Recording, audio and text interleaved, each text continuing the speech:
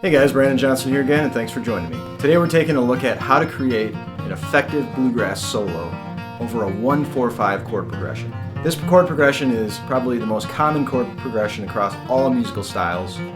Bluegrass, country, jazz, blues, you name it. You're going to hear the 1-4-5 chord progression. And the key of G is probably the most common scale position in all of bluegrass music.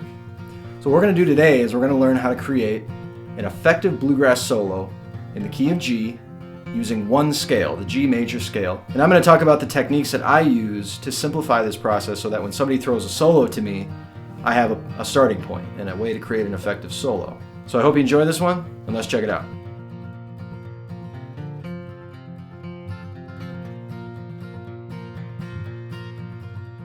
Okay, now let's talk about how to create a bluegrass solo. So we're going to look at this in the key of G, because G is by far the most common key and probably the most common scale that you're going to use in bluegrass flat picking style music.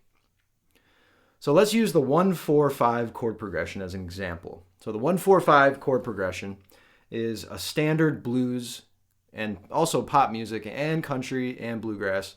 It goes across all styles, even jazz uses the 1-4-5 chord progression. So when we look at the 1-4-5, what does that really mean, 1-4-5? Well, if you're in the key of G, your one chord is going to be your G, or your root. So what you do here is every single scale has 7 tones, because in Western music, there are 7 notes in a scale.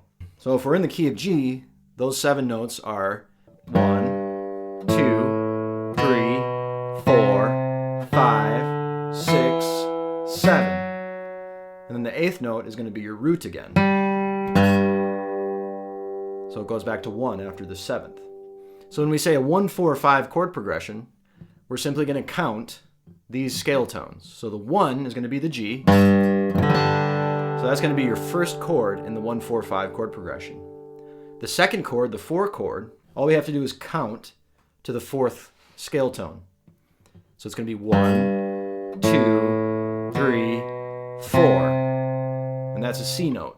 So far we have a 1 chord, a G, a 4 chord, a C. Now we got to find that 5 chord, which is easy because we just have to go up 1 note in this scale. So 1 note after the 4 note is going to be your D. Okay, so the 1-4-5 chord progression in G is going to be G, C, and D. So I'm sure you've heard this chord progression before. It's very, very common.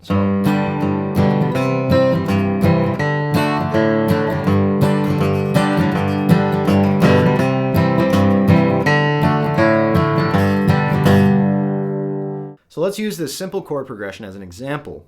And let's ask ourselves, how do we create a solo over this? And this will work for any chord progression where it resolves on the 1, right? So any chord progression that resolves on the root note of that chord progression, so 1-4-5 is going to resolve on a 1, you'll be able to use this technique. So this is kind of how I think about scales in the most simple terms when I'm soloing on stage or when I'm playing a gig.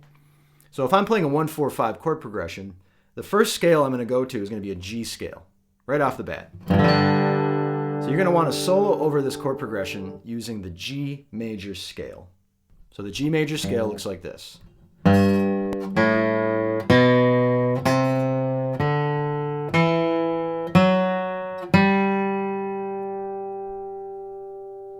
And then descending.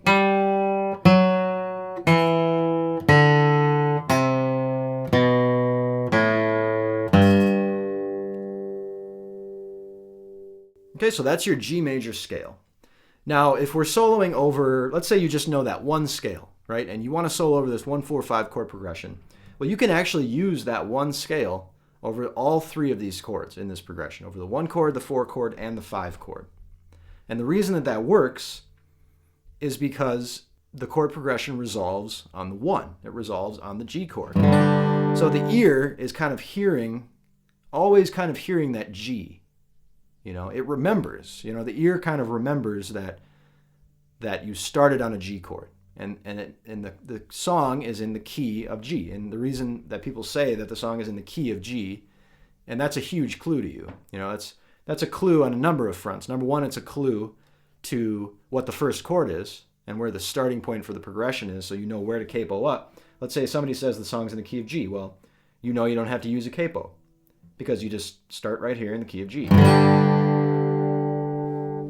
Now let's say someone says the song is in the key of A, but you only know the G major scale. Well, that's fine. All you got to do is capo up and then play it out of the G position, capo 2, and you can still use your same G major scale shape in the key of A.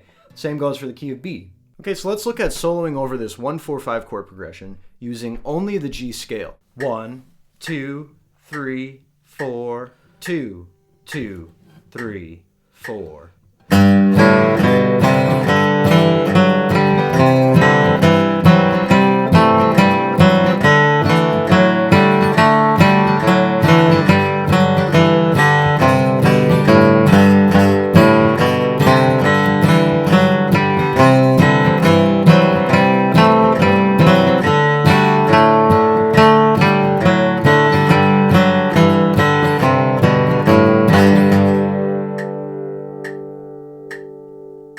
Okay, so then in that example, what you'll notice is that I'm using the G major scale, okay? But what I'm doing there is every time it goes to the next chord, I'm starting that scale on that chord tone. So we're looking at a 1-4-5 chord progression in the key of G. So that means over the G chord, I'm going to start the G scale on the G note here. Or you could start it here. Okay, so I'm starting on that G note.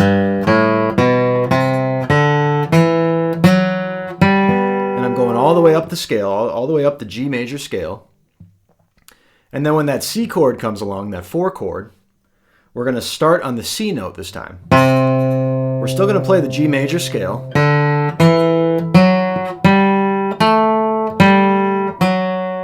And then when that 5 chord comes along, that D chord, we're going to start on the D note.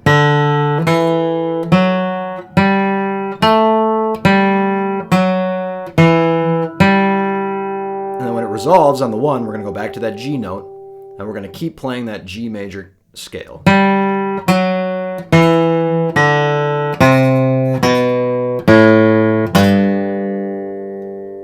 Okay, so what does that really mean? Okay, well, what we're doing here is we're playing the G major scale, right, over a 1-4-5 chord progression. This progression is in the key of G. And what we're doing over each chord change is we're starting with the chord tone. So over the 1 chord, over the G, we're going to start on the G note. Could be either of those. And we can either ascend or descend. It's up to you. It just depends on what you're trying to communicate in that particular moment. And then on the C chord, the 4 chord, we're going to start on the C note. And then on the D chord, we're going to start on the D note. And we're going to stay in that G major scale position over this entire chord progression. Now let's say we want to spice this up a little bit, right? Now that we know our G major scale, and we kind of understand generally how to solo over, in this case, a 1-4-5, right? So where you're starting on that root note, and then you're going to that 4 note, and then you're going to that 5 note, while staying in the G major scale. So what we're going to do here to spice this up is we're going to introduce a B flat note, right here. Okay, and we're going to introduce this into this G major scale as a passing tone, or what you may have heard of as a blue note. Okay, so a blue note is a note out of the pentatonic scale. Okay, so right now we're in the major scale, and we're going to take a note out of the pentatonic scale, the blues scale here, and we're going to add it into our major scale. And we're going to add it in between the second and the third tones of this scale, right? So we have 1, 2, and where our normally we would play the 3, which would be here, we're going to add in a chromatic passing tone on this B flat. Okay, so it's going to be 1, 2, chromatic passing tone right here, then 3, then 4, then 5, and so on. And of course, that's part of the famous Bluegrass lick, which is right where we use this as kind of a passing note, this B flat, going into that 3 note. And again, we're starting on the root note of the chord, and we're using the G major scale. And the G major scale is what I call the country scale, and there's also the blues scale, which is the pentatonic scale. So we're actually borrowing a note from the pentatonic scale, that B flat, and we're adding it into our major scale.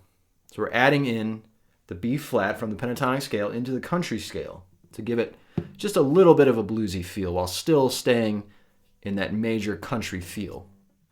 Another good thing to do here is once you get comfortable with the scale and adding in that nice little B flat note in there, wherever it feels appropriate, what you want to do is you want to focus on not playing the scale notes in order, right? So eventually, when your soloing kind of progresses and you get more and more comfortable with these scale positions, you want to work on not playing each note in a row, right? So you want to come up with creative phrasing where you're really making music. You're not just running a scale, okay? So let me provide you an example of how to play the scale, but not play it in order and not play it in a way that sounds like you're just playing a scale.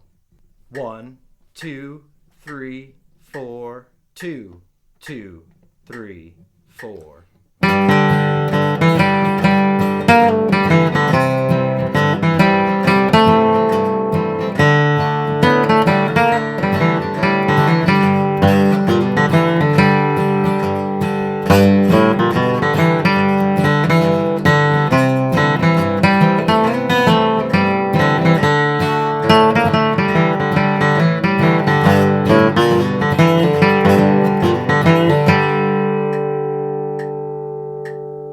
Right, so basically what I was doing there is I was taking the exact same simple G major scale, adding in that B flat, which can either be here or here, if you're in the G major scale, and also trying to start each scale on the chord tone that we're on. So if we're on the 1, if we're on the G, we're going to try to start our scale on the G note.